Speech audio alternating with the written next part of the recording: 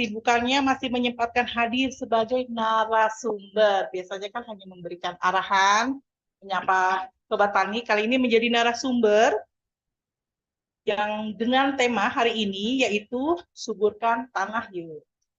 Baik, sebelum kita ke paparan materi, jadi ada penyuluh pertanian pusat.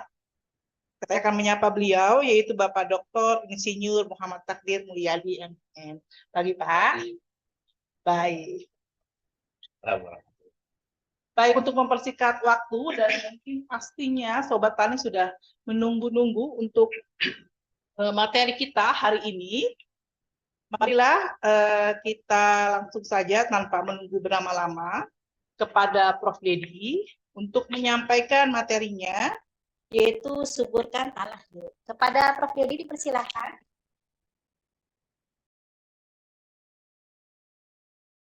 Terima kasih, Pak Evi. Assalamualaikum warahmatullahi wabarakatuh. Yang saya hormati para pengasuh acara MSPP yang kita cintai ini. Pak Evi, kemudian juga ada Pak Darwin, teman-teman operator di belakang. Saya didampingi oleh penyuluh pertanian senior kita, Pak Takdir. Terima kasih, Pak Takdir. Saudara-saudaraku, sahabatku, para penyuluh, baik yang ada di pusat, yang ada di provinsi, yang ada di kabupaten kota, yang ada di seluruh pelosok tanah air. Demikian pula kepada para petani, Poktan, Gapoktan, KBT, P4S, petani milenial, petani andalan, semuanya. Senang sekali saya bisa berjumpa dengan saudara-saudaraku, meskipun hanya secara virtual. Ya, saya sangat berharap acara kita ini bisa memberikan kontribusi yang signifikan terhadap pembangunan pertanian nasional. Saudara-saudara sekalian, saya sudah sering sampaikan bahwa kondisi global, kondisi dunia saat ini adalah tidak baik-baik saja. Saudara-saudaraku, tidak kurang dari 900 juta penduduk di muka bumi ini saat ini sedang mengalami krisis pangan. Tidak kurang dari 60 negara di muka bumi ini saat ini sedang mengalami krisis pangan. Saudara-saudara sekalian, kenapa krisis pangan ini terjadi? Saudara-saudaraku, krisis pangan terjadi karena pasokan atau produksi berkurang signifikan. Dan ini tentu saja terkait dengan dampak dari COVID-19, dampak dari climate change, dan dampak dari perang Rusia dan Ukraina. Saudara-saudaraku, pasokan berkurang, tetapi jumlah mulut yang harus disuapi makanan naik terus. Sehingga tentu saja secara global nampaknya tidak kurang dari 60 negara, 900 juta orang mengalami krisis pangan, mengalami kekurangan pangan, saudara-saudara sekalian. Saudara-saudaraku, krisis pangan ini jangan sampai hinggap di tanah air kita. Jangan sampai masuk di tanah air kita, saudara-saudara. Tahun 2023 ternyata produksi beras kita turun. Tahun sebelumnya produksi beras kita 31,5 juta ton beras. Tapi tahun 2023 kemarin, ternyata produksi beras kita hanya sekitar 30,2 juta ton. Sementara jumlah mulut yang harus disuapi nasi setiap tahun tidak kurang dari 1,1% atau sekitar 400.000 orang bertambah. Saudara-saudaraku, untuk konsumsi beras nasional kita saja, ternyata kita tidak mencukupi. Kenapa? Setiap bulan kita konsumsi beras sekitar 2,6 juta ton.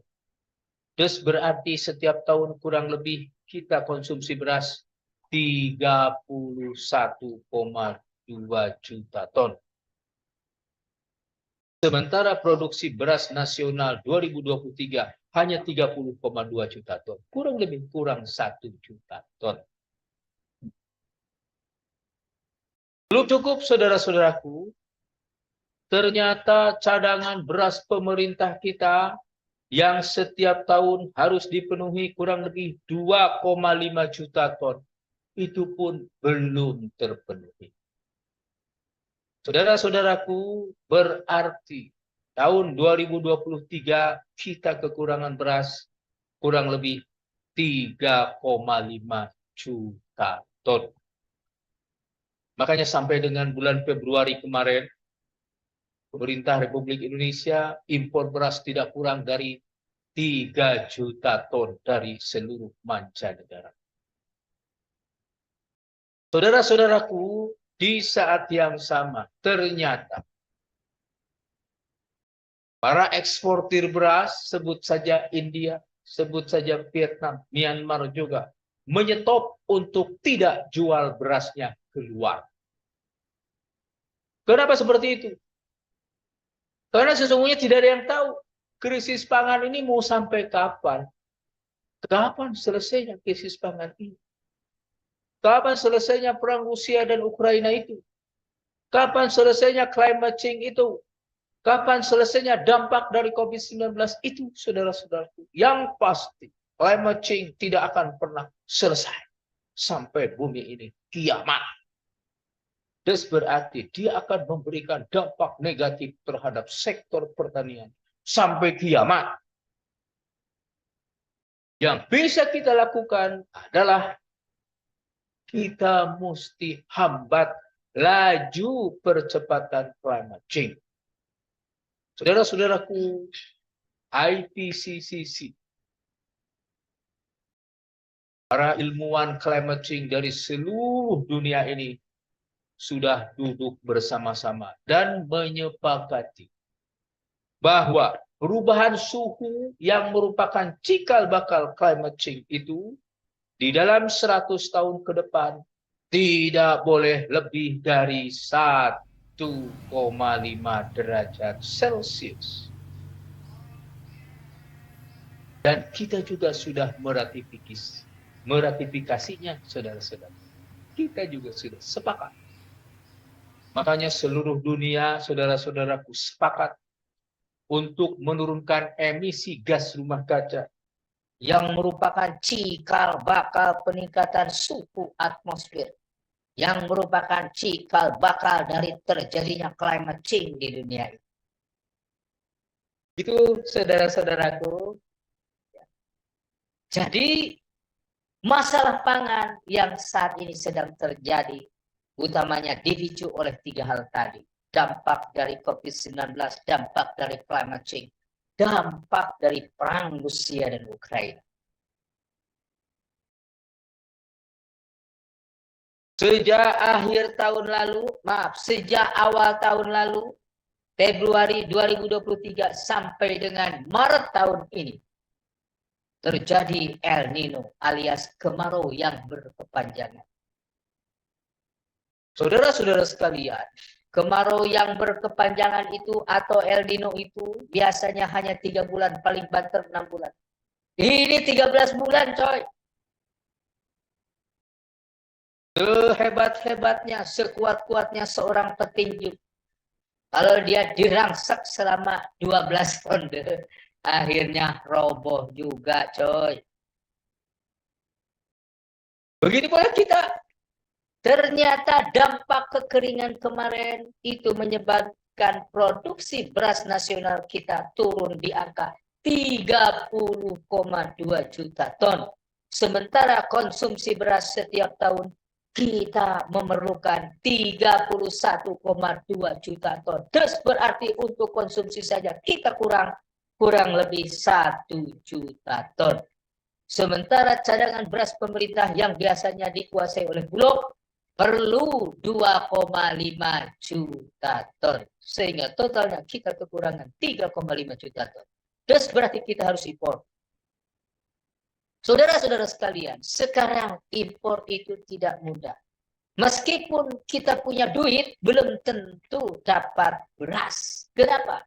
Itu tuh eksportir beras terbesar di dunia. Seperti India, seperti Vietnam, seperti Myanmar. Menyetop, nggak mau jual dia. Oleh karena itu, saudara-saudaraku, para penyuluh, sahabatku dimanapun kalian berada, mau tidak mau, suka tidak suka, siap tidak siap, kita mesti swasembada. Kita mesti produksi beras dengan keringat kita sendiri, dengan tenaga kita sendiri, dengan lahan sawah kita sendiri, alias kita harus swasembada.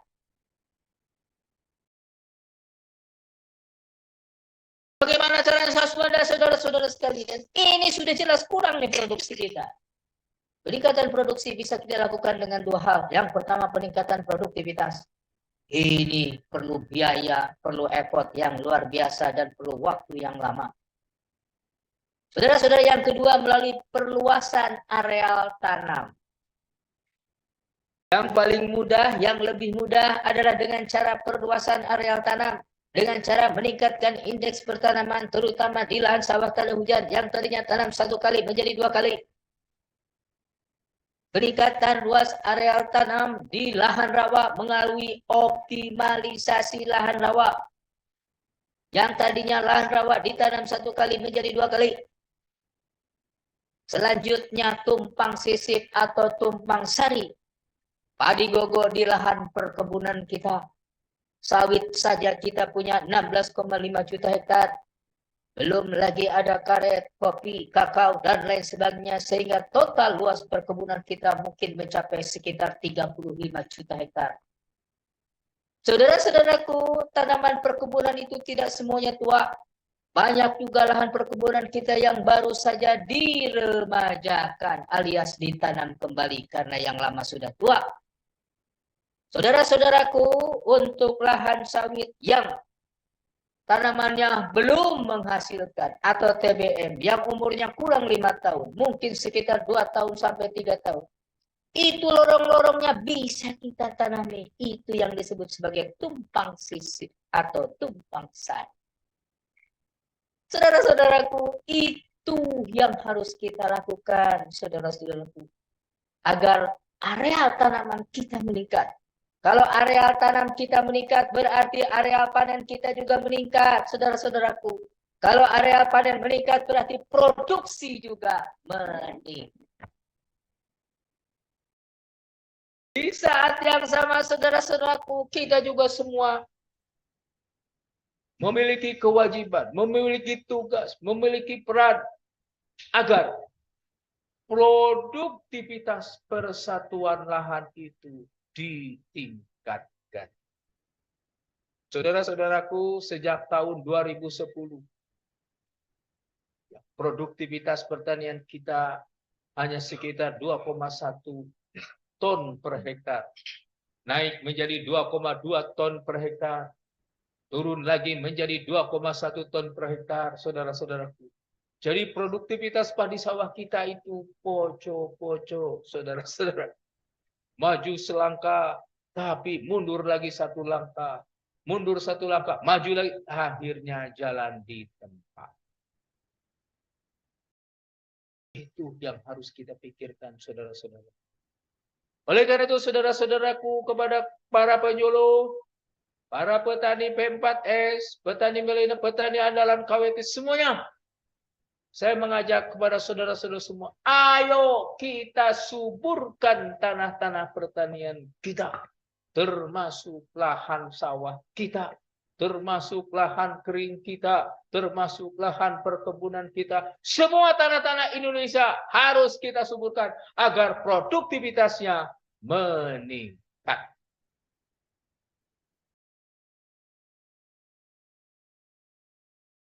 Saudara-saudara sekalian, bagaimana caranya menyuburkan tanah?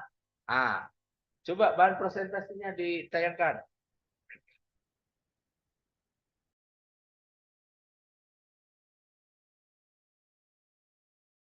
Nah, ini ya. Ayo kita suburkan tanah-tanah kita, ya. Kalau kita produksinya mau meningkat, saudara-saudaraku, maka tanahnya harus ditingkatkan produktivitas. Tanahnya harus disuburkan dulu, anak-anakku sekalian, saudara-saudaraku sekalian, sahabatku semua. Jangan mimpi produktivitas akan meningkat kalau tanahnya makin hari makin kacrut. Kalau tanahnya makin hari makin tidak subur, makin tandus, makin sakit dan lain sebagainya. Makanya kita suburkan dulu tanahnya. Saudara-saudara sekalian, tanah subur itu apa sih? Coba lanjutkan. Ya.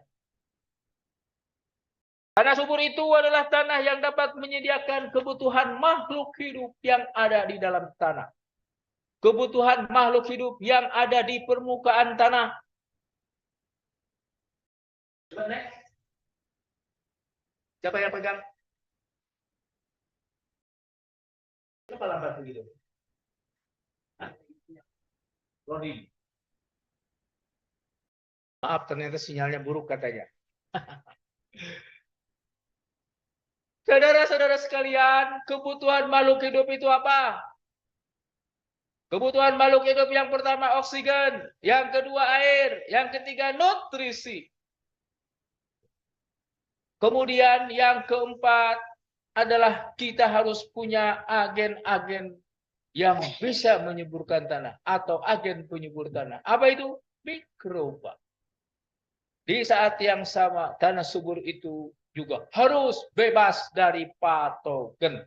Bebas dari penyakit yang bisa menyebabkan tanaman sakit. Bebas dari penyakit yang bisa menyebabkan ternak-ternak kita sakit. Serta tanah subur juga harus bebas dari bahan toksik lainnya. Terus, jadi saudara-saudaraku sekali lagi, tanah subur itu adalah tanah yang dapat menyediakan kebutuhan makhluk hidup yang ada di dalam tanah. Apa itu? Ya mikroba. Apalagi mikroba itu kan di situ ada virus, ada bakteri, ada jamur, ada alga, di mana mereka semua adalah para petugas untuk menyuburkan tanah, saudara-saudara. Tanah subur juga harus menyediakan bahan makanan untuk makhluk hidup yang tumbuh di atasnya. Apa itu? Tanaman, apalagi ternak dan lain sebagainya. Jadi indikator kesuburan tanah itu ini. Yang pertama oksigen, yang kedua air, yang ketiga nutrisi tanah, yang keempat mikroba tanah, yang keempat patogen, yang kelima bahan toksik. Sekali lagi, tanah subur itu adalah tanah yang mengandung oksigen dan air cukup. Tanah yang mengandung nutrisi cukup. Tanah yang mengandung mikroba berlimpah. Sehingga dia bisa berfungsi untuk menyuburkan tanah dengan baik.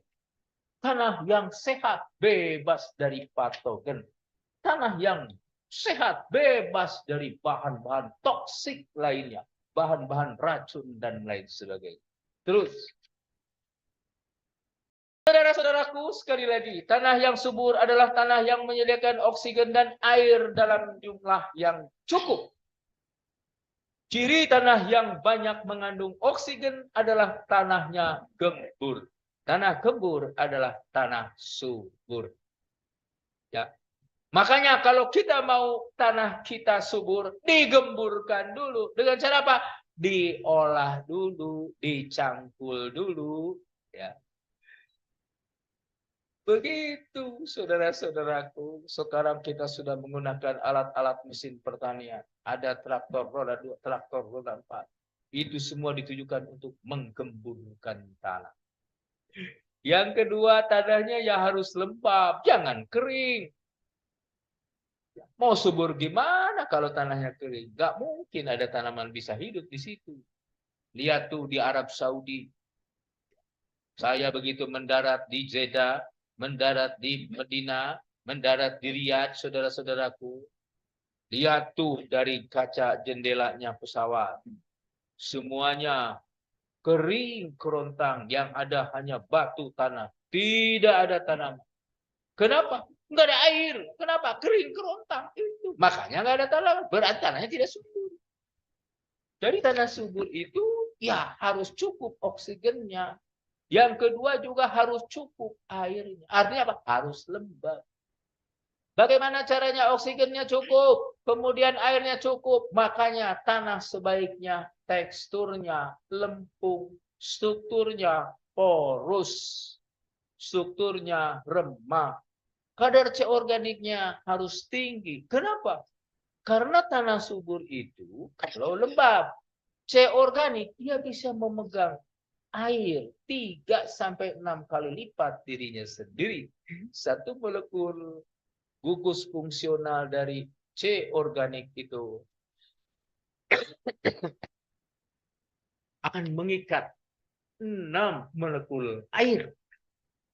Makanya bahan organik itu bisa memegang air 3-6 kali lipat dirinya sendiri. Terus, saudara-saudaraku, tanah subur itu adalah tanah yang cukup nutrisinya. Nutrisi itu makanan. Makanan bagi manusia disebut pangan. Makanan bagi ternak disebut pakan. Makanan bagi tumbuh-tumbuhan disebut unsur hara alias pupuk. Jadi makanannya manusia disebut pangan. Pangannya ternak disebut pakan. Pakannya tumbuhan disebut pupuk atau unsur hara.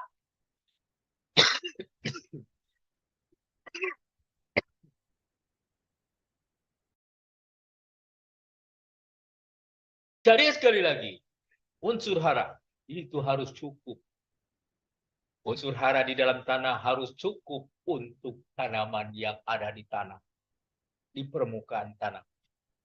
Unsur hara yang ada di dalam tanah harus cukup bagi mikroba.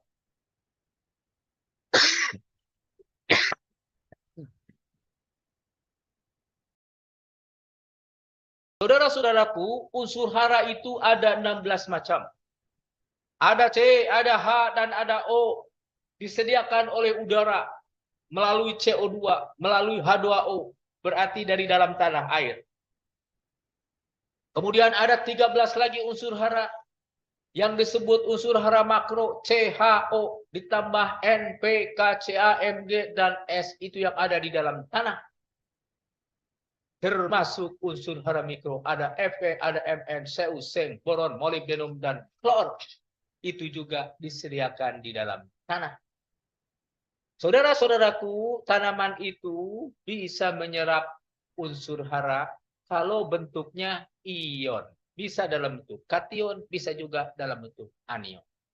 Sama kita juga bisa makan beras kalau sudah jadi nasi. Kalau sudah jadi lontong. Kalau sudah jadi bubur. Kalau sudah jadi kue-kue yang berasal dari beras. Begitu. Artinya apa? Dimasak dulu. Baru bisa kita konsumsi dengan lezat. Saya belum pernah dengar ada manusia doyan makan beras. Pasti dimasak dulu begitu. Sama tanaman juga. Tanaman tidak bisa langsung memangsa C, H, dan O. Tidak bisa. Tetapi CO2 masuk ke dalam tanaman melalui stomata daun. Kemudian H2O itu adalah air masuk ke dalam tanaman. Bisa melalui stomata, bisa juga melalui akar tanaman. Kemudian unsur hara yang lainnya N, P, K, Ca, Mg, dan S, Fe, Mn, Cu, dan Seng. Ditambah dengan boron, molybdenum, dan klor. Itu semua juga masuk dari dalam tanah melalui akar tanah. Sekali lagi, semuanya dalam bentuk ion. Ya, misalkan N dalam bentuk nitrat, dalam bentuk amonium, P dalam bentuk fosfat. Itu semuanya anion, ya, atau bermuatan negatif. Bisa juga dalam bentuk kation seperti K+, Ca, Mg2+, sulfat dalam bentuk anion, Fe2+, Fe3+, kation, Mn2+. Ya, kemudian molibdat, boron, ya berarti itu juga dalam bentuk anion.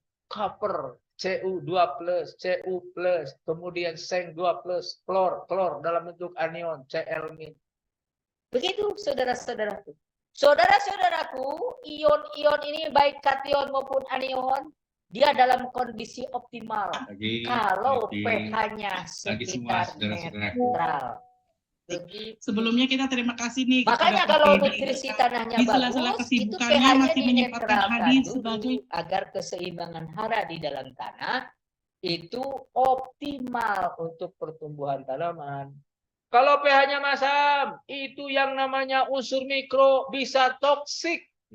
Misalkan Fe, misalkan Mn, misalkan Cu dan seng, itu bisa toksik untuk tanaman. Bisa racun. Kenapa? Kelarutannya sangat tinggi. Di saat yang sama itu yang namanya unsur hara makro seperti N, P, K, Ca, dan Mg. Itu semuanya gampang tercuci. Itu semua kelarutannya rendah. Begitu saudara-saudaraku. Termasuk kalau sebaliknya. Ya, unsur-unsur hara, maaf, pH-nya terlalu tinggi, di atas 7, mungkin 7,5, mungkin 8. Saudara dalam kondisi demikian, itu yang namanya fosfat bisa diikat menjadi Ca fosfat, menjadi Mg fosfat, akhirnya defisien untuk tanaman. Begitu pula unsur hara makro seperti Fe, Mn, kemudian Cu dan seng, itu dia akan mengendap sehingga tanaman juga bisa kekurangan unsur hara mikro. Jadi yang ideal itu ya yang seimbang. Yang seimbang itu ya pada pH netral sekitar 5,5 sampai 6,5. Lanjut. Saudara-saudara sekalian, mikroba juga menjadi indikator kesuburan tanah. Kenapa? Ternyata yang bisa membuat tanah subur itu adalah mikroba. Kenapa sih mikroba? Karena mikroba itu perannya luar biasa. Mikroba itu perannya bisa meningkatkan unsur hara di dalam tanah. Mikroba bisa menfiksasi N dari udara. Itu yang namanya rhizobium, simbiosis dengan akar tanaman leguminosae. Akar-akar tanaman kacang-kacangan itu bersimbiosis dengan rhizobium, memfiksasi N dari udara. Kemudian disimpan di dalam bintil-bintil akar berupa senyawa-senyawa asam amino, protein, dan sebagainya, yang manakala akarnya mati, dia akan terdekomposisi, menghasilkan amonium, menghasilkan nitrat yang bisa dikonsumsi oleh akar tanaman, saudara-saudaraku. Sekali lagi, mikroba bisa meningkatkan unsur hara. Ada unsur hara makro, ada unsur hara mikro, itu bisa dilarutkan oleh mikroba. Kenapa? Mikroba itu bisa menghasilkan ekskresi. Bisa menghasilkan cairan. Saudara-saudaraku, cairan itu berupa asam-asam. Ya. Asam-asam organik, ada humat, ada pulpat. Saudara-saudaraku, asam-asam organik ini bisa melarutkan unsur hara yang berasal dari bahan mineral. Ini dia. Di dalam tanah itu ada bahan mineral yang namanya apatit. Apatit itu ada Ca, ada Mg, ada fosfat. Tetapi dia terikat begitu. Dalam bentuk senyawa sehingga tidak tersedia bagi tanaman.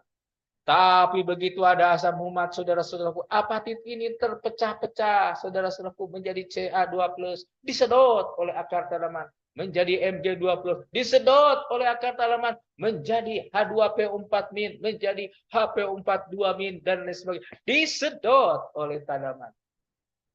Jadi yang namanya mineral apatit di dalam tanah itu, dia tidak mungkin bisa menyediakan hara kalau tidak ada mikroba ini, saudara-saudaraku. Luar biasa ini mikroba kita ini, saudara-saudaraku.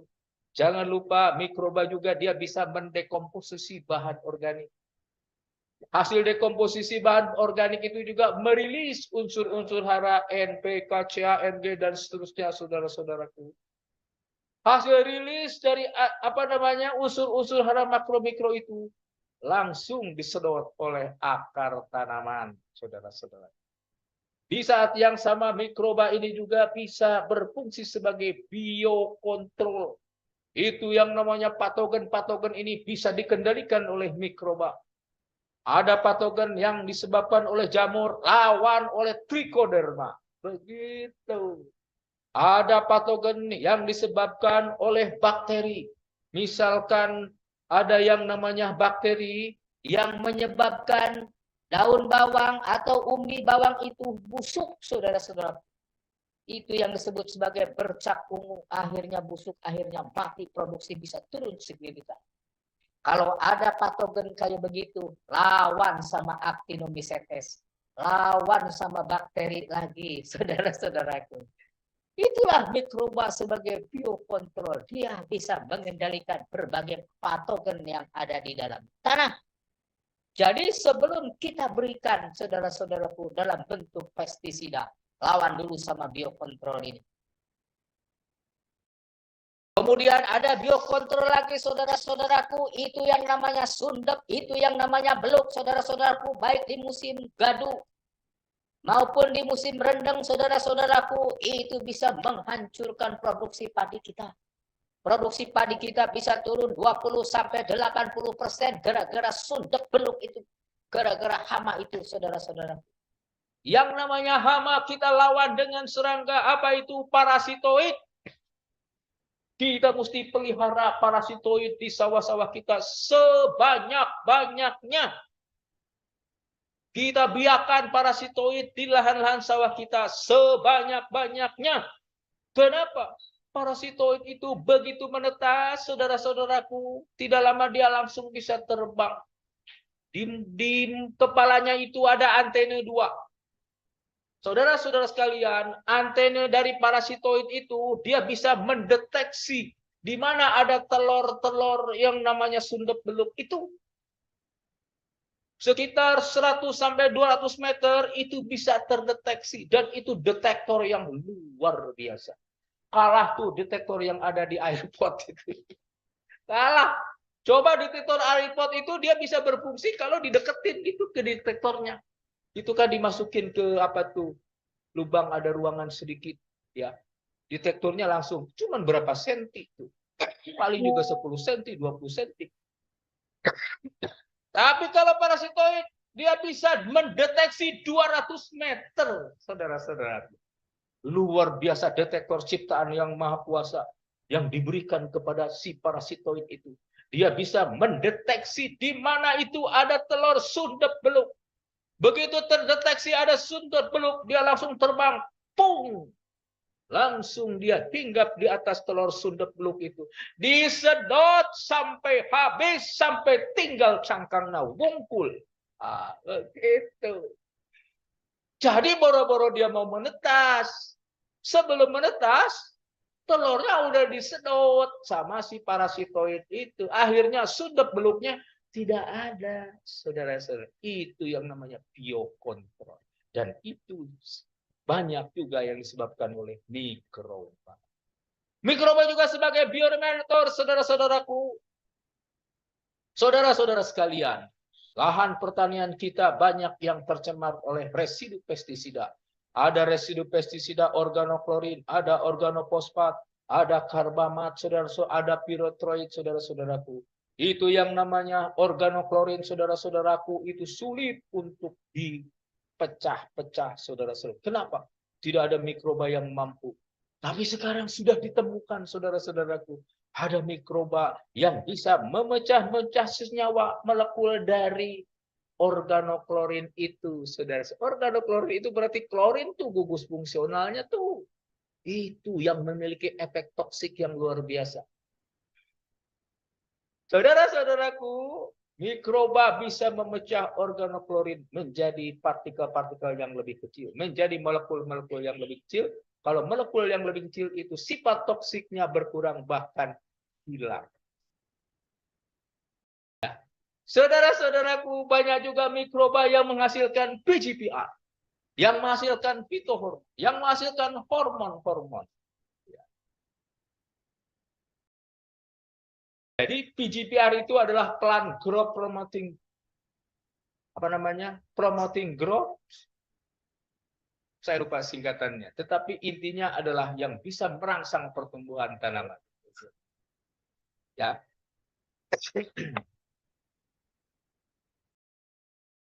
Saudara-saudara sekalian, aktivitas mikroba juga bisa merangsang pertumbuhan tanaman. Pertumbuhan tanaman, terutama di bagian akar, itu bisa dirangsang oleh PGBR. Ya. Kemudian juga bisa di bagian-bagian lain, bisa di bagian batang, bisa di bagian daun. Itu peran mikroba untuk menghasilkan PGBR ini luar biasa, saudara-saudara sekalian. Itulah peran daripada mikroba tanah sebagai penyubur tanah. Ingat, ya, tugas pokok dan fungsi mikroba di dalam tanah itu adalah menyuburkan tanah. Sehingga produktivitas tanah bisa meningkat. Oleh karena itu, saudara-saudara, mikroba tanah itu harus kita pelihara. Mikroba tanah itu harus kita dukung agar pertumbuhan mereka baik.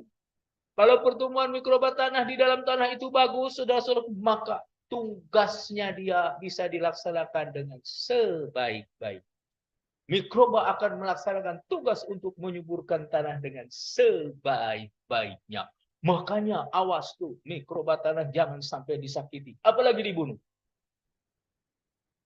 Saudara-saudaraku, mikroba tanah itu akan mati manakala kita menggunakan pestisida berlebihan.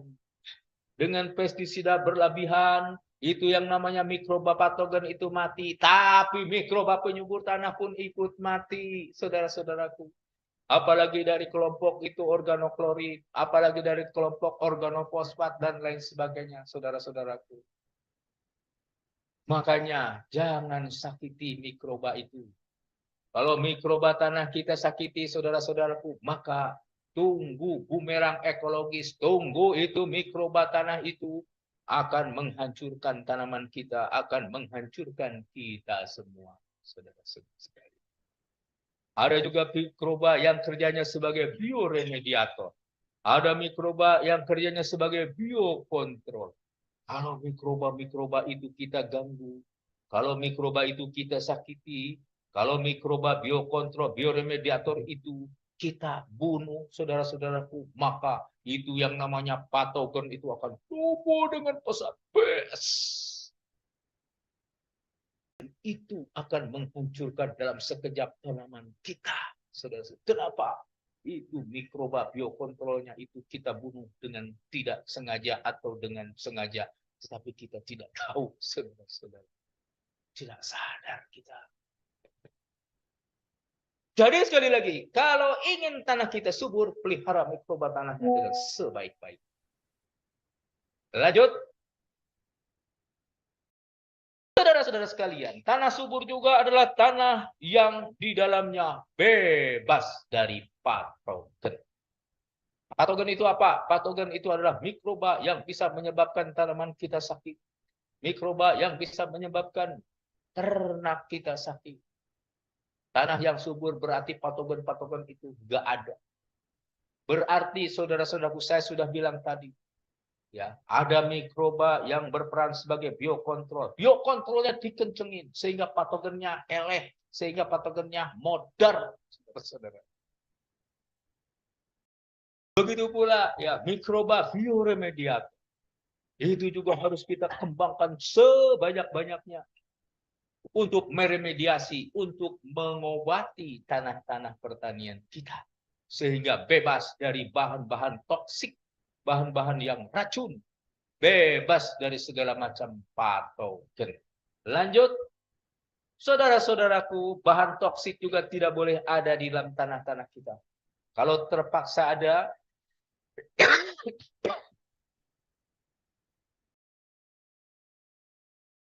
misalnya tanah kita tercemar oleh residu pestisida, kita remediasi dulu. Sehingga residu pestisidanya bisa dipecah-pecah. Sehingga efek toksiknya bisa berkurang bahkan hilang. Atau ada lahan pertanian kita, lahan sawah kita kena limbah industri, saudara-saudaraku. Bagaimanapun juga ternyata industri kita banyak sekali membuang limbahnya ke sungai-sungai, ke badan-badan air. Saudara-saudaraku, mestinya limbah itu sebelum dibuang itu harus diolah dulu. Harus diproses dulu. Sehingga sifat toksiknya itu bisa dikendalikan, saudara-saudaraku. Sifat toksiknya itu bisa diturunkan sampai level dengan tidak toksik lagi, saudara-saudara sekalian. Contoh, ya, limbah industri itu banyak mengandung garam NaCl. Saudara-saudaraku, NaCl-nya diikat dulu, jangan sampai dia larut, saudara-saudaraku. Atau juga bisa jadi di situ ada logam berat. Logam beratnya diendapkan dulu, saudara. Diolah dulu, diendapkan dulu. Setelah diendapkan, setelah aman, baru limbahnya dikeluarkan masuk sini. Begitu seharusnya. Tapi kenyataannya, saudara-saudaraku, banyak sekali limbah-limbah industri masuk di lahan pertanian kita. Makanya kita harus remediasi dulu. Hilangkan itu bahan-bahan toksiknya. Kenapa? Itu menyebabkan tanah-tanah kita tandus, saudara-saudaraku. Menyebabkan tanah-tanah kita tidak subur. Terus,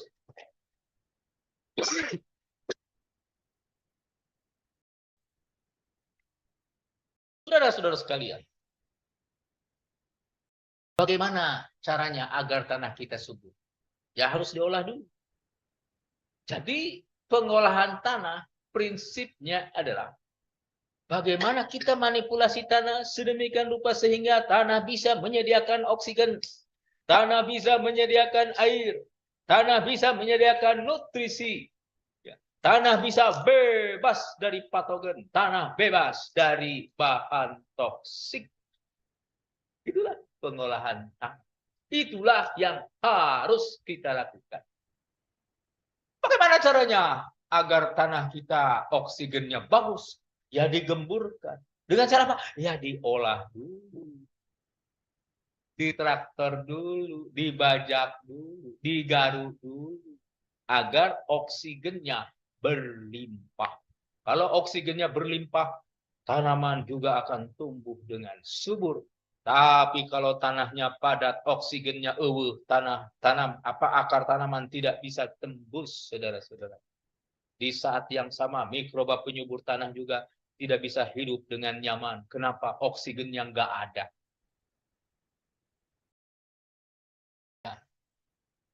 Di saat yang sama, airnya juga harus cukup.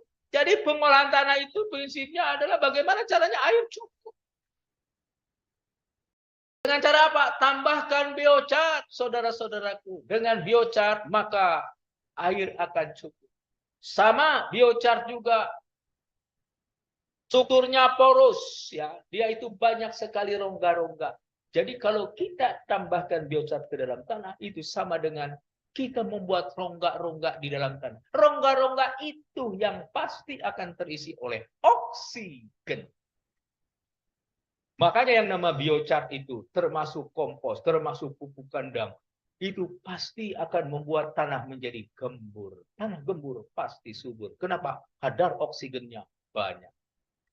Di saat yang sama, biochar itu, pupuk kandang itu, kompos itu sudah dapat memegang air 3-6 kali lipat daripada dirinya sendiri.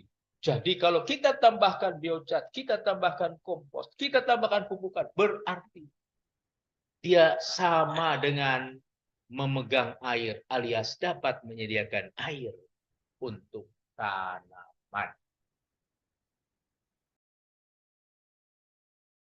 Pengolahan tanah juga itu berarti bagaimana caranya nutrisi yang ada di dalam tanah itu berimbang.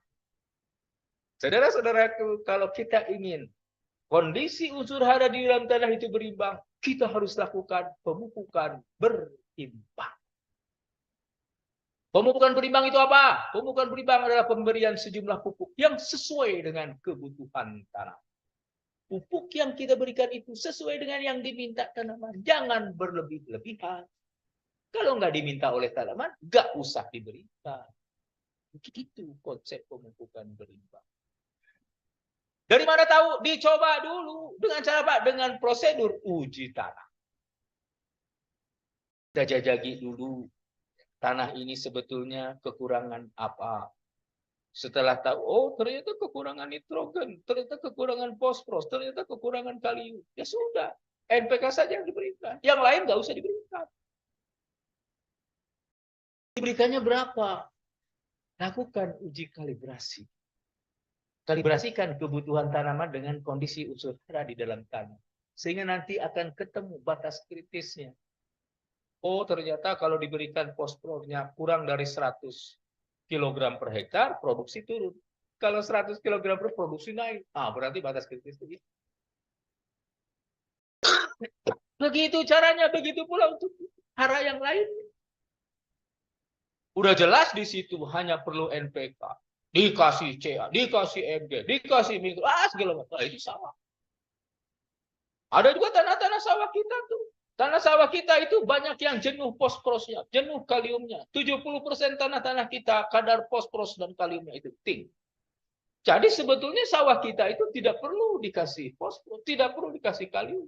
Cukup urea saja. Jadi kalau dikasih juga di situ fosfor dan kalium dalam bentuk pupuk NPK itu namanya mubazir, saudara-saudara.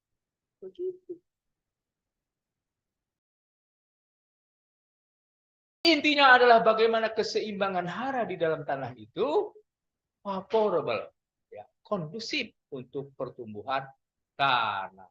Nah, kalau kita pupuk berlebih, keseimbangan hara pasti terganggu. Kalau keseimbangan hara terganggu, pasti serapan hara terganggu. Kalau serapan hara terganggu, pasti produksi pertanian juga akan terganggu. Begitu, saudara-saudara. Artinya apa? Gunakan pupuk seperlunya saja. Jangan berlebih. Lanjut. Saudara-saudaraku, pengelolaan tanah juga bagaimana caranya agar aktivitas mikroba tanah tinggi. Saudara-saudaraku, sebetulnya kebiasaan nenek moyang kita, kalau dia berpindah tempat atau dia misalkan nyabak, atau kalau misalnya dia bertamu ke saudara-saudaranya yang ada di desa sana atau di kecamatan sana yang jauh. Saudara-saudaraku, kebiasaan nenek moyang kita itu sangat baik sebetulnya. Dia pasti membawa segenggam tanah yang ada di depan rumah. Segenggam tanah itu apa? Ternyata dia ngambil tanah bekas tanam jagung.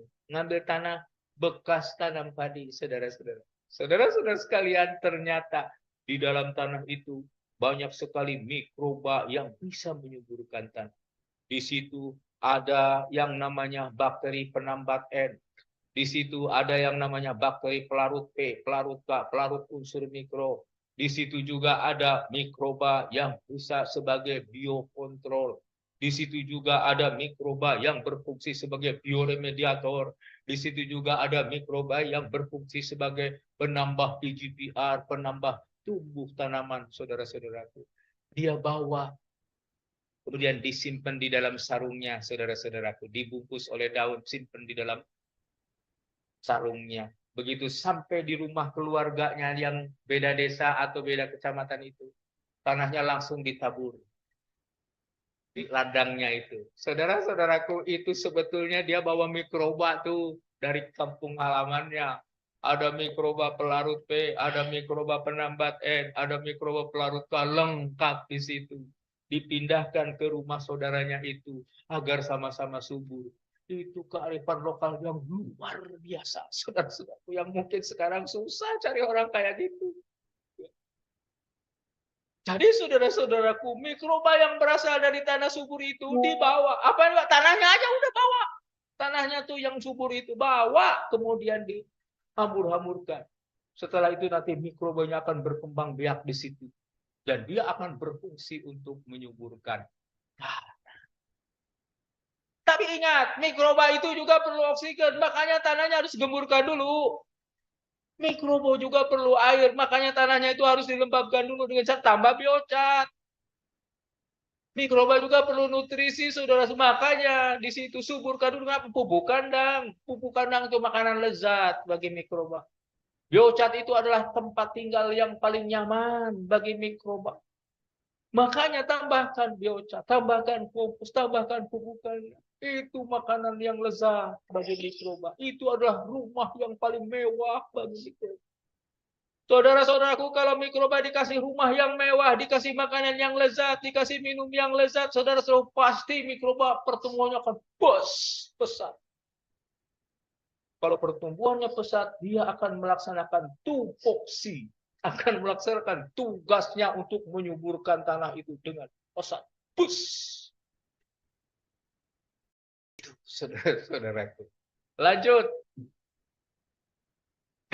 Demikian saudara-saudaraku, bagaimana caranya kita menyuburkan tanah. Saudara-saudaraku, kita harus fokus ke kebutuhan makhluk hidup. Yang pertama adalah oksigen. Makhluk hidup di dunia ini pasti perlu oksigen. Tanah subur adalah tanah yang cukup oksigennya. Yang kedua adalah air, saudara-saudaraku. Makhluk hidup lebih dari 90% sebetulnya air, termasuk kita, termasuk tumbuhan, termasuk binatang ternak. Sebagian besar tubuh kita adalah air, makanya air menjadi penyangga utama. Saudara-saudaraku, tanah subur adalah tanah yang airnya cukup alias tanahnya lembab. Tidak boleh juga berlebih. Kalau berlebih itu nanti oksigennya hilang. Kalau oksigennya hilang, ripuh lagi, sakit lagi kita. Saudara-saudaraku, yang ketiga adalah nutrisi. Jadi tanah subur adalah tanah yang mengandung nutrisi bagus. Nutrisi bagus itu gimana? Kalau keseimbangan hara di dalam tanahnya bagus. Bagaimana caranya? pH-nya sekitar netral, saudara-saudaraku. Jangan terlalu asam, jangan terlalu alkali. Cukup netral saja. Itu yang paling keren untuk nutrisi tanah. Yang ketiga apa? Mikroba penyubur tanahnya harus banyak di situ. Saudara-saudaraku, bagaimana caranya kita membiarkan mikroba di dalam tanah sebanyak-banyaknya? Kalau mikroba sudah berkembang sebanyak-banyaknya di situ, maka tugas mikroba sebagai penyubur tanah, tugas mikroba untuk menyediakan unsur hara, tugas mikroba untuk sebagai bioremediator, sebagai biokontrol, dan sebagainya akan terlaksana dengan sebaik-baik. Demikian, saudara, terima kasih. Assalamualaikum warahmatullahi wabarakatuh. Waalaikumsalam warahmatullahi wabarakatuh. Baik, kita sudah dengarkan paparan materi kita dari Prof. Dedi yang luar biasa. Karena dari paparannya kita tahu unsur-unsur apa saja yang ada di dalam tanah. Baik, Sobat Tani, ini yang dinantikan Sobat Tani. Mungkin Sobat Tani sudah menyimak ya dari tadi, atau masih mungkin ada yang ingin ditanyakan, dapat bertanya langsung dengan narasumber kita yang luar biasa hari ini, Prof. Dedi. Oke, baik, kita bisa lihat nanti di layar ada Sobat Tani yang sudah raise hand. Nah, itu. Nah, Atau ini minta tolong dari tim SPP. Terima kasih. coba di spotlight ya. Itu ada Soeharto, ada Iswadi. Ada siapa lagi yang Ya, Assalamualaikum warahmatullahi wabarakatuh. Waalaikumsalam warahmatullahi wabarakatuh. Selamat pagi Pak Iswadi. Ya, Pak ya, Iswadi ini penyuluh yang aktif, Pak. Aktif, ya. Iya, dia setiap Hebat, program hebat. SPP itu selalu aktif. Mantap ya, keren Pak Iswadi ya. Harus aktif. ya, terima kasih. Silakan Pak Iswadi. Ya, terima kasih Kepala Badan atas kesempatan yang diberikan. Dan yang terhormat Bapak Kepala Badan Penyuluhan dan Bapak penyuluh senior kita, kemudian Mbak Epi, juga saya hormati sebagai moderator. Ya, terima kasih. Setelah saya lanjut Pak, saya memperkenalkan diri, adalah nama saya Iswadi dari Kota Palopo, mengabdi di Dinas Pertanian, Peternakan dan Perkebunan Sulawesi Selatan. Nah, saya lanjut Pak Kabar.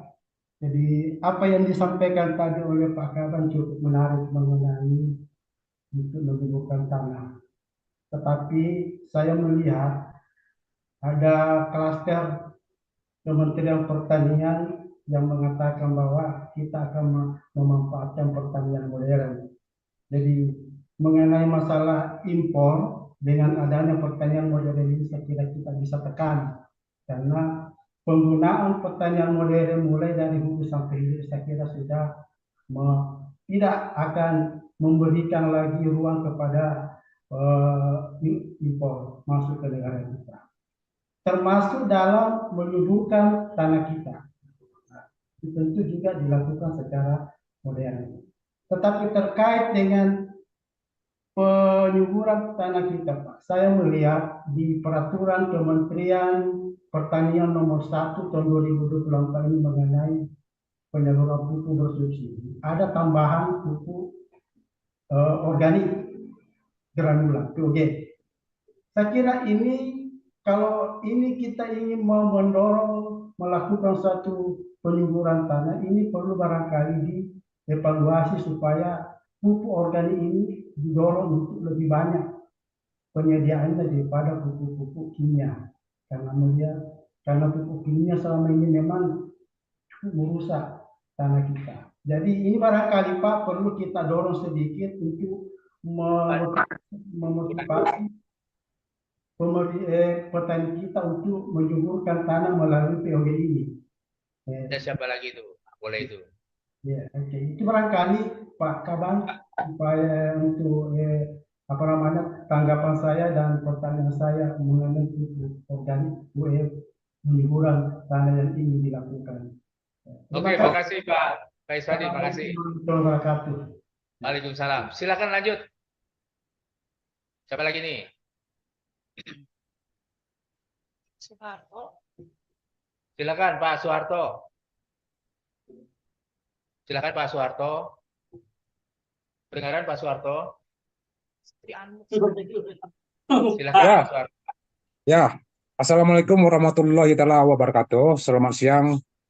Saya perkenalkan diri saya nama Soeharto, penyuluh pertanian dari Kabupaten Kerinci sebagai koordinator BPP Keliling Danau. Ya Pak, di sini Pak, kita kan masalah apa? Kesuburan tanah tadi Pak. Kalau kita melihat dari pengalaman kami Pak, pengalaman kita selama ini, kita sudah terlanjur kimia. Jadi untuk kembali ke alam atau organik itu memang sulit. Memang sulit untuk dilakukan secara perlahan-lahan.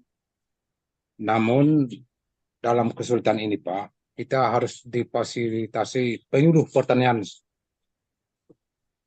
ini untuk mengembangkan,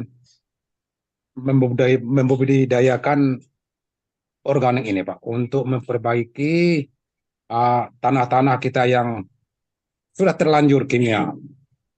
Karena selama ini kadang-kadang petani itu fokus dengan pupuk kimia. Karena selama ini pupuk kimia berupa pupuk subsidi itu terlanjur banyak, kadang itu overdosis dipakai oleh petani-petani kita. Namun 2 tahun terakhir ini pupuk kimia memang dikurangi. Jadi kami sebagai penyuluh beransur-ansur pupuk kimia organik ini Pak. Itulah kami minta kepada pejabat yang berwenang mengambil kebijakan, tolong fasilitasi kami Pak untuk membudidayakan ke petani-petani kita supaya kembali ke alam secara organik. Itulah untuk sementara Pak. Demikian. Terima kasih. Assalamualaikum warahmatullahi wabarakatuh. Waalaikumsalam warahmatullahi wabarakatuh.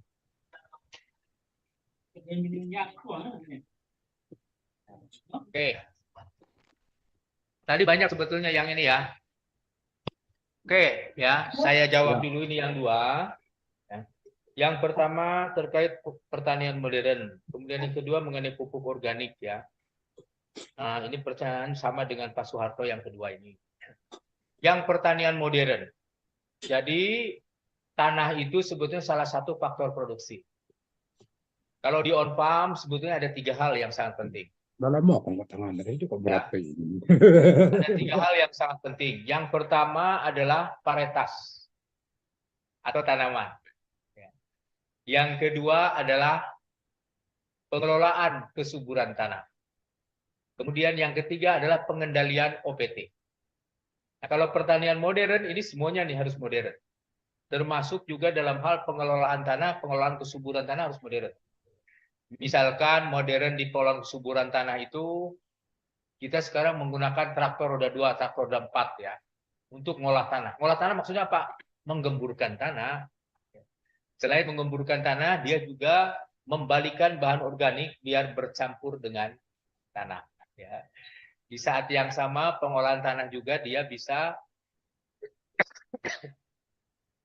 menumbuhkan mikroba-mikroba di dalam tanah. Bisa menumbuhkan mesoorganisme tanah juga yang sangat penting ya, seperti cacing, ya seperti apa tuh? Apa namanya? Ada binatang-binatang kecil di dalam tanah itu sebenarnya penting juga semua. Ya. Nah, itu dengan cara-cara modern. Ya. Kemudian mengendalikan misalkan pemupukan menggunakan drone. Ya, jadi pemupukan itu menggunakan drone sekarang. Ya, terutama ya bisa dalam bentuk apa namanya?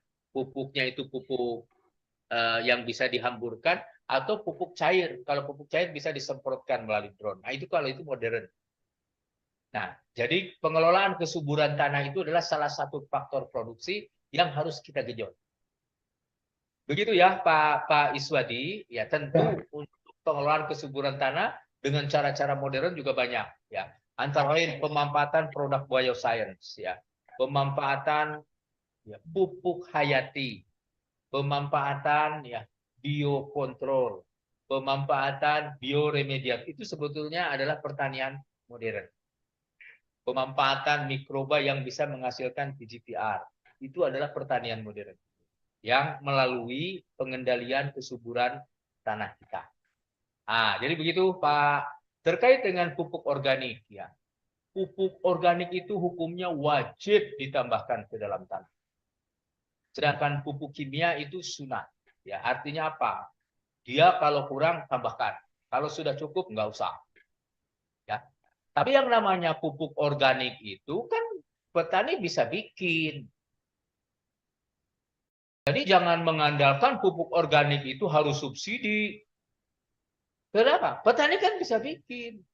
Tapi kalau pupuk kimia kan petani nggak bisa bikin. Begitu masalahnya. Ya. Nah, dan jangan lupa saudara-saudaraku, Pak Soeharto, ya, jangan mempertentangkan organik dengan kimia. Kenapa? Dua-duanya perlu. Ya, yang nggak benar itu kalau kita menggunakan pupuk kimia, melupakan pupuk organik. Kita menggunakan pupuk kimia, overdosis. Itu yang salah. Itu yang harus ditegur, itu yang harus dikoreksi. Ya, bayangkan. Pupuk organik itu wajib. Kenapa yang wajib dilupakan? Malah ayo kerjaan sunat dikerjakan. Udah begitu pupuk kimianya berlebih lagi. Kan udah saya bilang, kalau pupuk kimia berlebih itu bisa menghancurkan tanah, bisa menghancurkan tanaman, bisa menghancurkan air, bisa menghancurkan udara, merusak lingkungan, saudara-saudara. Itu kalau pupuknya overdosis.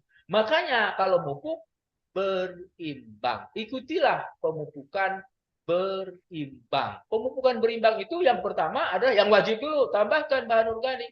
Tambahkan pupuk kandang. Tambahkan kompos. Tambahkan pupuk hayati. Tambahkan bioremediator. Tambahkan biokontrol. Tambahkan mikroba yang bisa menghasilkan PGPR. Begitu Pak. Setelah itu baru pupuk kimia. Diberikan seperlunya. Awas overdosis.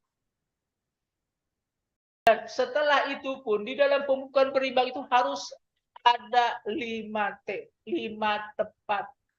Kalau salah satu T-nya tidak terpenuhi, hancur bisa dunia ini. Yang pertama adalah tepat jenis. Nah, jenisnya pupuk yang diperlukan itu apa? Tanaman.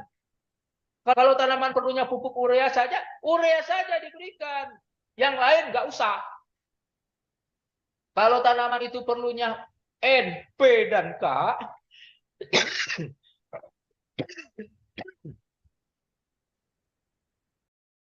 ya, kasih pupuk NPK, yang lain nggak usah.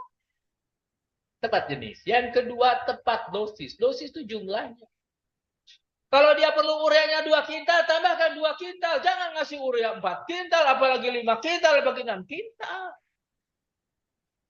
Kalau NPK perlunya 2 kintal, 2 kintal. Jangan ngasih 3 kintal. Begitu. Dosisnya harus tepat. Ya. Kemudian yang ketiga, formulasinya harus tepat. Pupuk itu ada yang padat, ada yang cair. Ya. Formulasinya harus tepat.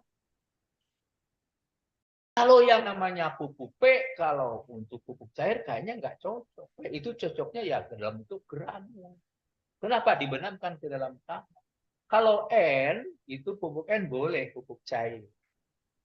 Itu harus tepat formulasinya. Tepatnya apa? Caranya harus benar. Nah kalau pupuk ureanya cuma dihambur-hambur begini, coba Pak Presiden sampai nyindir sama petani. Loh, kalau petani itu pupuk urea gini-gini doang. Nguap. Jadi kalau pupuk urea digini-gini, itu akhirnya di hamparan tanah, sama dengan buang-buang duit, nggak cocok karena nggak benar. Itu, saudara-saudara. Bagaimana yang benar? Diinjek-injek kalau di dalam sawah itu, sehingga urea masuk di lapisan reduktif. Kalau di lapisan reduktif, stabil, tidak akan menguap, tidak akan terbuang. Kalau di lahan kering, ya dilarikan dong, kemudian dibenamkan, ditimbun oleh tanah, sehingga dia tidak akan menguap. Caranya harus benar. Kemudian satu T lagi adalah waktunya harus cocok. Jadi tanaman itu sama dengan kita. Dia perlu makanan pada saat transplanting. Itu disebut sebagai pupuk dasar. Kemudian yang kedua pada saat bunting. Pada saat bunting, misalnya padi berumur 30 hari setelah tanam, itu pasti perlu pupuk. Coba ibu-ibu lagi hamil, suruh puasa terus. Wah, itu sama dengan membunuh bayi kita itu. Begitu. Makanya ibu hamil itu yang wajib saja di bulan Ramadan boleh ditangguhkan, bisa dikodok, bisa juga bayar fidyah. Allah Maha tahu, saudara-saudaraku, pada saat hamil itu perlu pupuk. Kemudian yang ketiga pada saat primordia, itu pengisian gizi.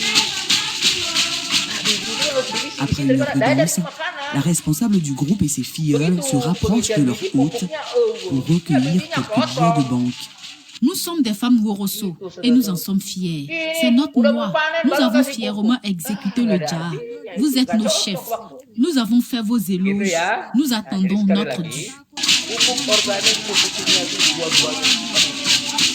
Pupuk organik bisa dibikin oleh petani sendiri. Pupuk kandang petani bisa bikin sendiri.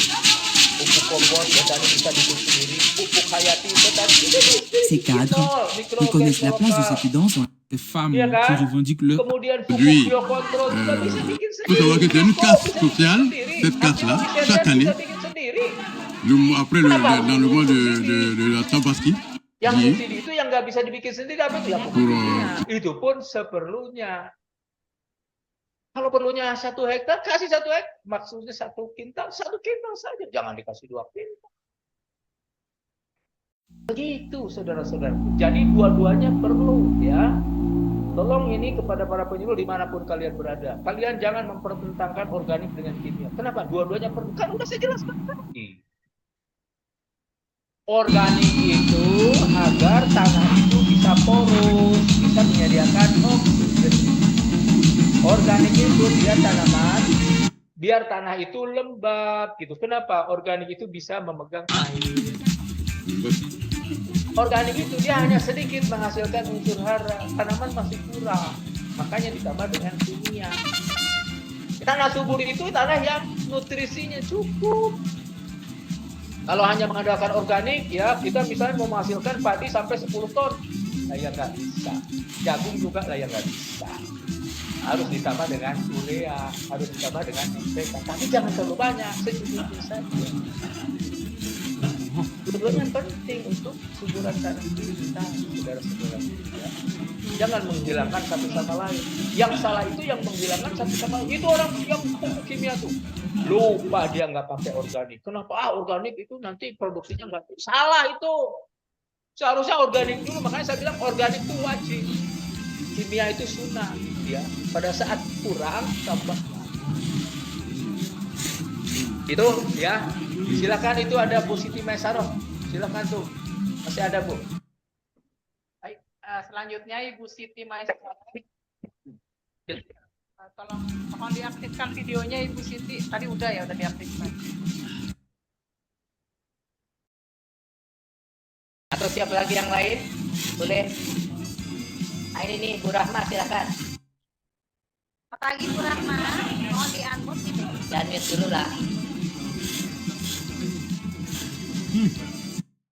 Silakan Bu Rahimah.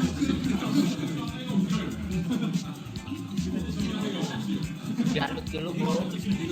Bapak dan Ibu, untuk yang ingin bertanya mohon di-unmute ya.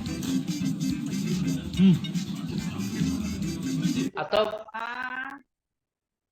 Pak Hubertus, silakan Pak Hubertus. Diambil dulu Pak. Bu Rahimah kelihatannya komputernya terganggu. Ya, Bapak dan Ibu mohon di-unmute untuk yang bertanya sehingga kita bisa dapat terdengar suaranya. Atau Pak Abdul Karim dari Galesong, silakan. Diambil dulu. Wah, ini kelihatannya sedang di saung tani nih. Keren nih Pak Abdul Karim nih. Galesong. Nah, ini Karaeng dari Galesong ini. Silakan Karaeng.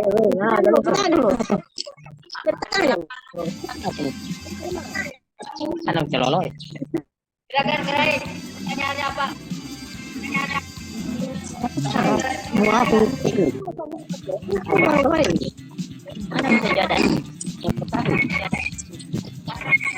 Mati ya dulu tuh.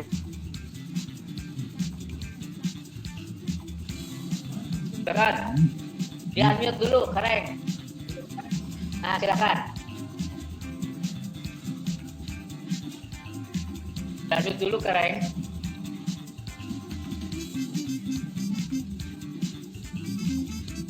Itu udah ada Bu Rahma, sudah muncul nih Bu Rahma. Mungkin Bu Rahma, silakan Bu di-unmute. Bu Rahma coba di-unmute, silakan bicara. Ini kelihatannya gaptek semuanya.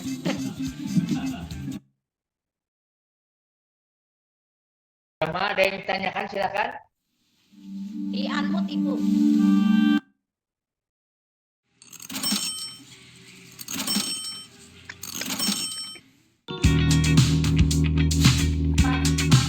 Selamat pagi Bapak, mohon di-unmute agar dapat bertanya langsung. Pak Suwanto.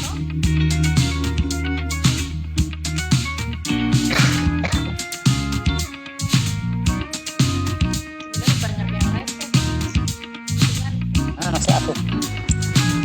Silakan Pak Muhammad Nur. Nah, Silakan.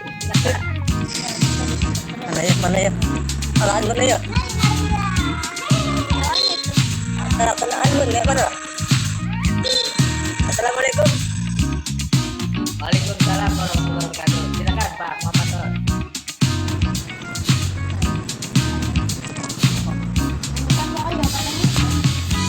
Assalamualaikum, izin Pak Dedi Nur Samsi sebagai Kepala Penyuluhan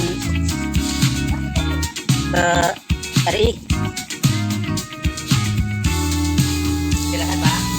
Izin Pak, kami sebagai penyuluh honorer daerah HPBD mungkin maaf Pak, mungkin kami salah ataupun tema.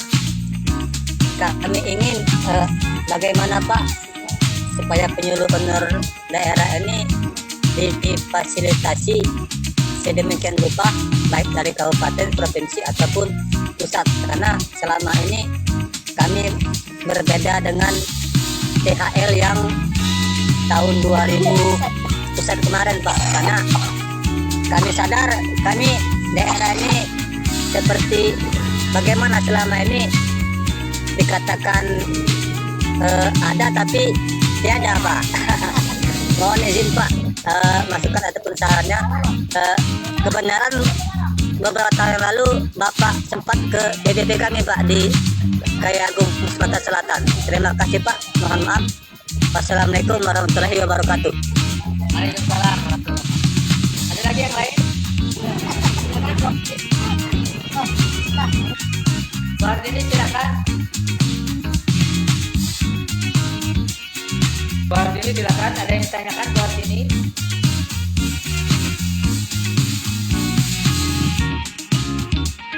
Atau Pak Panji silakan Pak Panji. Ada yang ditanyakan?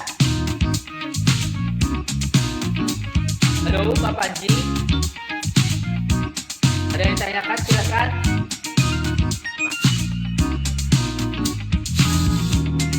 Untuk Pak Deddy Fitriadi ada yang ditanyakan silakan. Siap. Pak Deddy. Selamat siang Pak Prof. Selamat siang.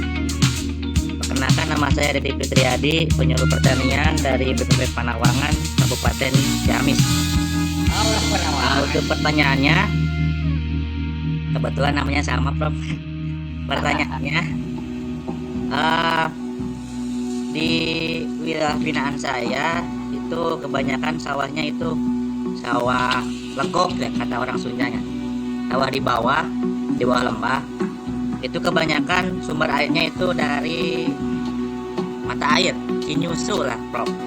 Nah, yang harus dilakukan itu apakah kan kebanyakan itu unsurnya Fe di airnya itu. Jadi penyerapan unsur hara pupuk sangat sulit. Yang diutamakan apakah perbaiki dulu Fe-nya atau dibanyakin dulu pupuk organiknya. Terima kasih Prof. Assalamualaikum warahmatullahi wabarakatuh. Waalaikumsalam warahmatullahi wabarakatuh. Ini masalah besi ya, Fe ya. Ada lagi silakan. Ini siapa nih? Irwansyah. Pak Irwansyah silakan. Ada yang tanyakan Pak Irwansyah? Assalamualaikum Pak. Waalaikumsalam. Silakan Pak Irwansyah. Ya, kami dari Aceh Tengah Pak, BPP Kecamatan Bebesan. Salam hormat kami Pak kepada Pak Heri serta rekan-rekan semua seluruh Indonesia.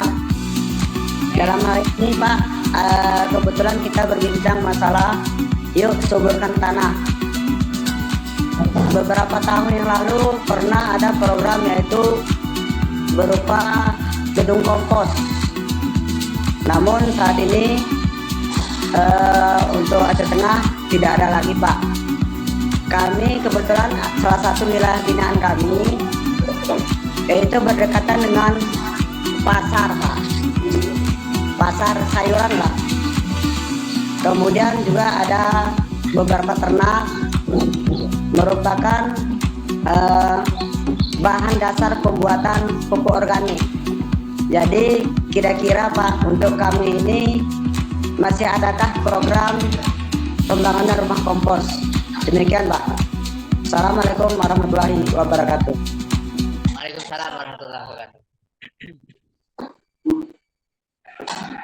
Sekalian saya jawab dulu untuk sementara ya. Pertama, Pak Muhammad Nur ini THL daerah ya dari Kayu Agung. Jadi sampai saat ini THL daerah memang difasilitasinya ya dari daerah, namanya juga THL daerah Pak. Fasilitasi dari pusat itu yang lainnya. Misalkan saya sudah minta ke Kepala Dinas Provinsi Kabupaten Kota, Gubernur Bupati agar THL daerah ini segera ya dibereskan database-nya dan dikirim ke Badan SDM. Jadi THL daerah ini nanti akan segera kita lakukan sertifikasi kompetensi. Ya. Jadi insya Allah tahun depan itu ada pengangkatan P3K secara besar-besaran untuk penyuluh pertanian. Nah, THL daerah termasuk prioritas. Jadi prioritas pertama THL pusat, prioritas kedua THL daerah. Ya, sudah kita hitung-hitung ternyata THL pusat dan THL daerah masih kurang. Makanya kami minta kepada para bupati, gubernur, kepala dinas pertanian provinsi, kabupaten kota agar P4S juga didata dengan baik dan dikirimkan ke Badan SDM, dikirimkan ke Kementerian Pertanian. Ya. Nah, itu adalah salah satu bentuk fasilitasi kita, Pak. Jadi nanti akan segera kita lakukan sertifikasi kompetensi. Nah, tapi tolong THL daerah ikuti acara TOT, Training of Trainer. Ikuti juga PSPP. Kenapa? Karena untuk menjadi penyuluh itu ya harus mengerti dong penyuluhan pertanian. Nah, THL daerah kebanyakan masih umur, maksud saya masih 2 tahun, ada yang 3 tahun. Ya beda dengan THL pusat, ada yang 10 tahun, 11 tahun, dan seterusnya. Ya. Jadi nanti untuk THL daerah itu wajib mengikuti TOT. baru boleh sertifikasi. Nah, setelah sertifikasi nanti ya baru bisa diangkat menjadi P3K. Jadi salah satu syarat untuk P3K maupun PNS itu adalah sertifikasi kompetensi. Nah, insya Allah nanti akan kita lakukan ya, bulan ini akan dilakukan. Tapi memang saya sedih juga gitu. Saya sudah minta sejak tahun lalu, tetapi yang mengirimkan ke kita itu hanya sedikit. Ya, jadi yang kita undang yang ngirim saja, kalau yang nggak ngirim ya sudah. Kita kan tidak tahu database-nya. Gitu. Jadi Pak Muhammad Nur, saya tidak tahu Kayu Agung sudah diusulkan atau belum. Kalau belum, segera usulkan tuh kadisnya. Kirimkan database-nya. Siapa daerah yang ada di Kabupaten Kayu Agung itu. Ya. Oke. Kemudian terkait dengan pertanyaan Pak Dedi nih di Panawangan. Ya. Sumber airnya Cai Nyusu. Katanya masalahnya adalah besi. Nah, besi itu sebetulnya akan menjadi racun kalau airnya diem. Tapi kalau airnya bergerak, itu besi tidak akan menjadi racun. Begitu. Jadi besi itu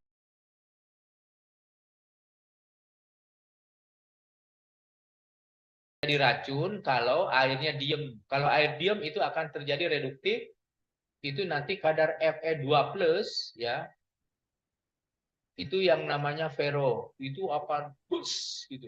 Dan itu bisa meracuni tanaman. Tanaman itu seperti ini apa namanya nanti berwarna kuning airnya mati. Itu keracunan besi. Ya. Jadi cara mengatasinya airnya harus ngalir. Atau jangan digenangi terus. Sekali-sekali dikeringkan dong. Ya. Sekali-sekali dikeringkan. Jadi nggak usah ditambah macam-macam dulu. Itu dulu beresin airnya, tata airnya. Ya, sekali-sekali dikeringkan, gitu loh. Kalau digenangi terus, ya itu nanti si peronya itu, si besinya itu nanti kelarutannya akan naik secara drastis. Itu yang bisa meracuni tanaman. Begitu. Ya. Jadi airnya dulu diberesin. Nah, setelah itu baru mungkin bisa ditambahkan biocat, ya, bikin arang. Ya, arang itu bisa juga dia mengendalikan sebagian keracunan besi, ya. Nah, jadi kalau saran saya bisa tambahkan arang. Ya. Tapi jangan ditambahkan kompos dulu. Kalau ditambahkan kompos itu nanti makin banyak itu besinya. Ya. Kalau sudah dikeringkan, tambahkan kompos. Baru. Atau airnya harus ngalir gitu loh. Airnya harus berputar. Itu baru boleh tambahkan kompos.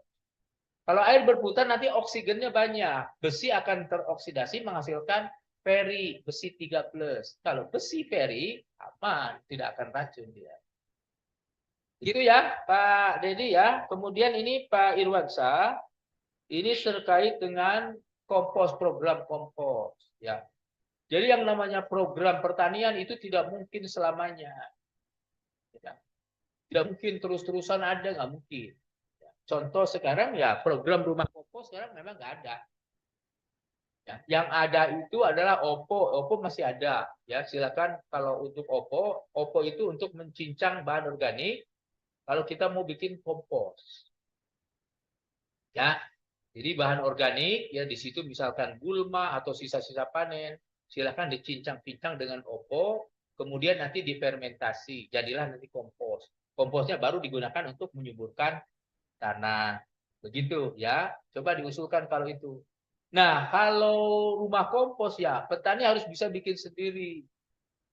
Jangan mengandalkan program terus ya. Kalau mengandalkan program ya nggak akan bergerak kita. Ya. Jadi kalau bisa dikerjakan sendiri ya sendiri. Misalkan kompos bisa bikin sendiri kan petani. Ya kan? Tolong penyuluh dampingi petani bikin kompos. Bagaimana kita memilih bahan-bahan yang bagus itu ya untuk kompos. Ingat, kompos yang bagus itu kalau bahan organiknya itu CN rasionya itu ya relatif rendah. Ya, contoh tanam-tanaman leguminose ya, itu yang tanam-tanaman kacang-kacangan, daunnya, batangnya, semuanya itu bagus dibikin kompos. Begitu saudara-saudaraku ya. Nah, jadi kalau sudah tahu caranya ya bikin sendiri gitu loh. Petani jangan nunggu program dari Kementan. Terlalu lama itu. Nanti malah nggak bergerak-bergerak kita. Nah, yang disubsidi itu misalnya yang susah saja. Misalkan pupuk urea. Kan susah petani bikin pupuk urea. Ya, pupuk NPK kan susah. Padahal itu juga perlu. Kompos apalagi wajib gitu loh. Pupuk kandang wajib gitu kan. Pupuk urea, pupuk NPK itu sunat kalau misalnya diperlukan. Kalau memang kekurangan. Tapi yang jelas semua tanah di Indonesia itu pasti perlu pupuk urea. Sebagian besar tanah-tanah di Indonesia perlu pupuk NPK. Nah udah dua itu. Yang lain sebetulnya relatif cukup semuanya. Begitu Pak Irwan saya. Saya minta semuanya tetap semangat. Ya Pak Dedi tetap semangat. Ya semuanya tetap semangat. Masih ada Bu? Kita langsung.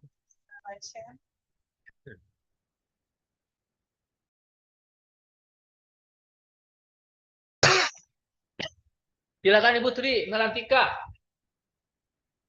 Silakan Ibu mau bertanya. Unmute Ibu, maaf. Terlempar ya. Silakan. Nah ini Bu Tri silakan. Selamat pagi Putri. Ya. Silakan Bu. Wabarakatuh Pak. Waalaikumsalam. Ini masih membahas tentang yang Serkom itu Pak. Jadi ini Pak, kan saya ini dari Riahel Provinsi, tapi juga dari ini daerah. Apakah harus minta suratnya dari provinsi atau daerah Pak untuk ikut Serkom? Itu saja Pak. Boleh dari dua-duanya boleh ya. Yang paling dekat mungkin dari Dinas Pertanian Kabupaten saja. Tolong database-nya di ini dong. Dikirimkan ke kita. Kalau database-nya nggak ada, terus saya tahu dari mana. Oke, Pak. Mungkin jadi sertifikasi. Dan jangan lupa kalau mau ikut sertifikasi ya untuk kompetensi penyuluh, tolong ikuti TOT. Oke Pak. Ya, Ibu Tri suka ikut TOT enggak? Iya Pak, kadang kalau ini Pak ada Nah, ininya. kalau mau ikut P3K, Ibu harus ikut TOT dulu, baru sertifikasi kompetensi. Ya, kenapa? Karena ilmunya ada di situ. Kalau ikut TOT kan urusan pusat. Nah, ini kadang-kadang teman-teman di daerah suka gitu. Ya, urusan fasilitasi minta difasilitasi pusat. Tapi urusan program, nah itu kan urusannya pusat. Nggak mau ngerjakan, nggak boleh begitu.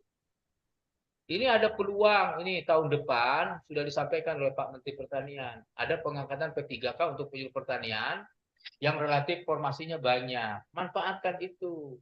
Nah, harus siap-siap sekarang. Apa itu? Sertifikasi kompetensi. Jadi harus ikuti sertifikat kompetensi. Kalau sertifikat kompetensi mau ikut, layak didaftarkan tuh kepada SDM. Datanya dimasukin. Terus THL-nya juga harus ikut TOT dan PSPP. Kalau nggak pernah ikut TOT, nggak pernah ikut PSPP, ilmunya dari mana dia? Paham ya? Batri dari mana ini? Ibu dari mana? Dari Sumatera Selatan, Pak. Palembang. Nah, oke, THL provinsi berarti ya. Ya segera di ini ya. Coba tanya ke Dinas Pertanian Kabupatennya atau ke provinsi. Sudah ya, didaftar gitu ya. Kalau belum daftar ya saya tahu dari mana, Bu. Ya, Pak. Ya, paham ya? Oke, lanjut itu Pak Samsi. Dari Poso nih, dari Lore Utara silakan.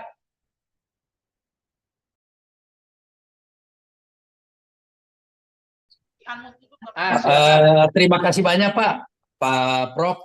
Saya dari Provinsi Sulawesi Tengah, Kabupaten Poso, khususnya di Kecamatan Lore Utara, sebagaimana disampaikan tadi masalah kesuburan tanah.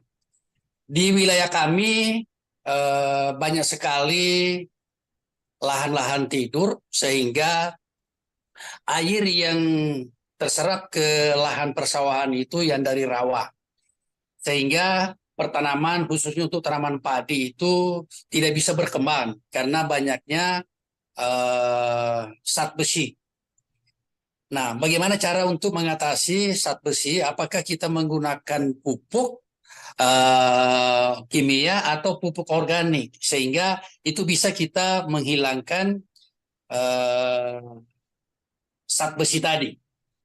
Kemudian yang kedua, Pak Prof, kami juga dari BPP menyampaikan, mungkin tidak sesuai dengan tema tadi, masalah biaya operasional BPP. Selama ini khusus untuk di Kabupaten Poso dihilangkan, sehingga di BPP kami itu biaya operasionalnya sudah tidak ada lagi. Mungkin hanya itu Pak Prof. Makasih. Assalamualaikum warahmatullahi wabarakatuh. Salam. Ya, makasih Pak Samsi. Kemudian silakan yang lain. Itu ada Bu Fitriani. Silakan. Ya. Bu Fitriani.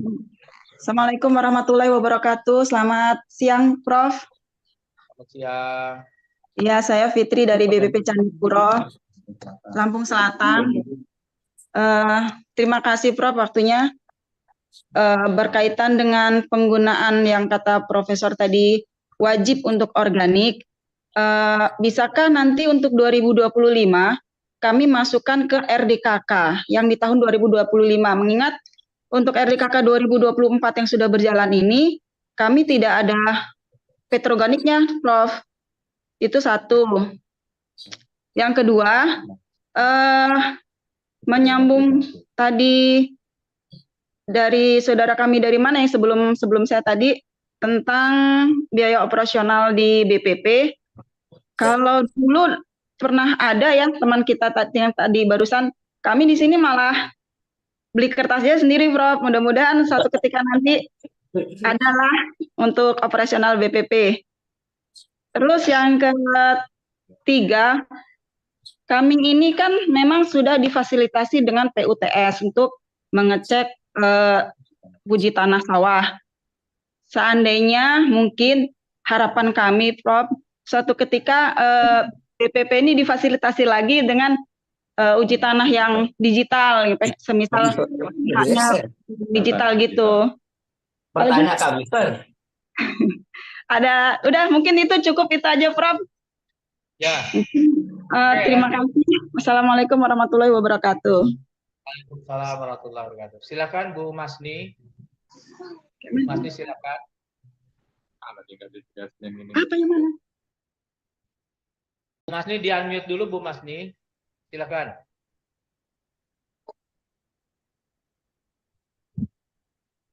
Silakan Bu Masni. Halo, Bu Masni, ada yang ditanyakan Bu Masni? Silakan. Di-unmute dulu, Bu.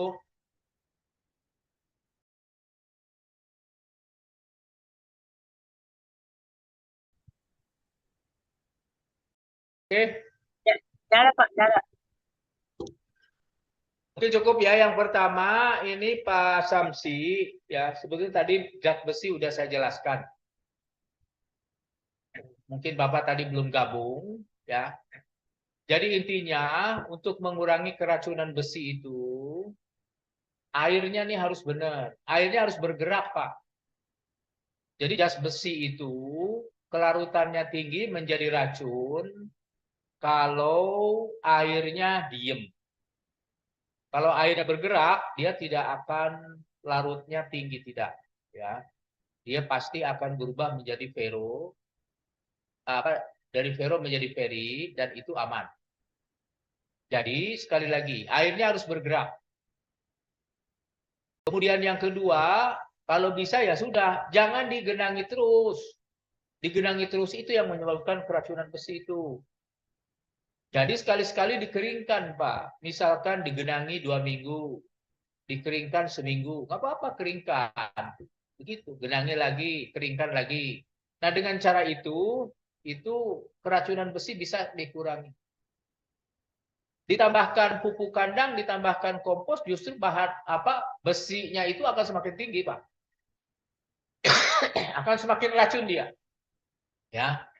Paling kalau mau ditambahkan biochar atau arang. Nah, dengan arang itu relatif bisa dikendalikan itu besinya itu. Ya. Tapi yang paling bagus adalah airnya suruh ngalir aja. Gimana caranya air ngalir? atau sekali-sekali dikeringkan. Itu Pak Samsi ya. Kemudian terkait dengan BOP ya. Nah, ini sekali lagi dulu memang pernah ada, tapi sekarang nggak ada. Tentu ini terkait dengan penganggaran di Badan SDM ya, penganggaran di Kementan. Dan nampaknya untuk tahun depan pun memang BOP saya kira belum ada, Pak. Ya. Kondisinya seperti itu. Jadi ini mohon dipahami, tapi bukan berarti tidak penting. Tetap itu penting, ya. Tetapi bantuan dari pusat memang untuk tahun ini, tahun depan juga kelihatannya belum ada tuh. Yang ada itu, insya Allah nanti ada tambahan BOP untuk para penyuluh, ya. Nah, tambahan BOP untuk para penyuluh PNS, P3K, dan THL pusat. Nah, THL daerah, ya tentu saja tambahan BOP-nya dari daerah. Namanya juga dari daerah, THL daerah, begitu ya. Nah, kemudian tentu saya berharap ya ada tambahan BOP itu dari daerah, karena pusat kelihatannya sudah tidak memungkinkan. Nah, kemudian ini Mbak Fitri, ya, organik itu wajib. Tetapi jangan menggantungkan subsidi. Kenapa? Organik ini bisa dibikin oleh petani sendiri. Kompos petani bisa bikin sendiri, ya. Pupuk kandang bisa bikin sendiri. Pupuk hayati bisa bikin sendiri. Biocat bisa bikin sendiri. Biokontrol, ya, bagaimana kita membiarkan misalkan trichoderma, membiarkan actinomycetes, membiarkan misalkan parasitoid dan sebagainya. Itu petani bisa bikin sendiri. Caranya gimana? Dilatih dong sama penyuluh. Oh, penyuluh Pak saya belum tahu. Banyak belajar tuh di YouTube, di mana itu, ya. Di Google pasti ada. Coba diklik saja. Ya, parasitoid misalnya. Silakan baca. Itu ada itu bagaimana caranya membiarkannya. Termasuk bagaimana caranya trichoderma. Udah tulis saja di Google. Trichoderma. Cara pembiakan trichoderma itu bisa, ya. Ajarin dong penyuluh petaninya. Nah, setelah itu praktekkan gitu loh. Jangan mengandalkan, oh Pak ini perlu triko harus ada subsidi dari Kementan. Wah, itu lama. Jangan-jangan nanti sampai ibu pensiun itu bantuan triko dari Kementan nggak ada. Ya. Begitu. Jadi ya memang ini kreativitas penyuluh dan para petani yang ada di situ, ya. Karena anggaran dari pusat itu kan terbatas, ya, termasuk tadi BOP untuk BPP kan memang sekarang nggak ada, dulu pernah ada, ya. Tapi sekarang diupayakan ada tambahan BOP untuk para penyuluh, ya. Ini Mbak Fitri ini sudah PNS belum? P3, Prof. P3K ya? Iya, P3K. Baguslah kalau gitu kan PNS P3K sekarang sama. Sekarang sudah tidak ada lagi kontrak tuh P3K. Jadi kontraknya udah sampai pensiun. Alhamdulillah. Alhamdulillah. Ya. Nah, jadi intinya ya Anda kan sudah dapat gaji tuh. Anda juga kan sudah punya tunjangan kinerja dari daerah kan? Belum, Prof. Oh, belum ya. Memang tergantung daerah. Ada daerah yang belum, ada yang sudah, tergantung APBD-nya. Kalau APBD-nya besar, itu biasanya sudah. Tapi kalau APBD-nya kecil, biasanya belum. Tapi kan dari gajinya juga sudah lumayan, ya, dibandingkan THL. Ya syukuri itu. Nah, sekarang ada tambahan untuk BOP, ya itu juga harus syukuri. Ada juga tambahan untuk pulsa 100.000 kan? Ya, Prof. Nah, itu syukurilah gitu kan. Nah, itu dimaksimalkan. Kemudian terkait dengan PUTS ya ini juga sama ya. Ini sebetulnya saya sudah usulkan sejak tahun lalu tuh. Udah lama saya usulkan dan berkali-kali saya usulkan. Setiap usulan saya pasti diterima. Tapi anggarannya dia fokusin. Kami sambil menunggu, Prof. Itu kan. Cuman ya udah dianggarkan kayak kemarin kan kena refocusing. Kena automatic adjustment, kayak gitulah gitu. Jadi ya apa boleh buat. Sekarang belum bisa lagi ada pengadaan PUTS secara massal. Begitu. Ya. Siap, Prof. Terima kasih. Terima kasih semuanya. Ya, saya minta semua penyuluh dimanapun kalian berada tetap semangat. Ya. Kita genjot produksi melalui kita tingkatkan kesuburan tanahnya. Caranya gimana? Perbaiki dong oksigennya. Apalagi perbaiki airnya, ya. Apalagi perbaiki nutrisinya.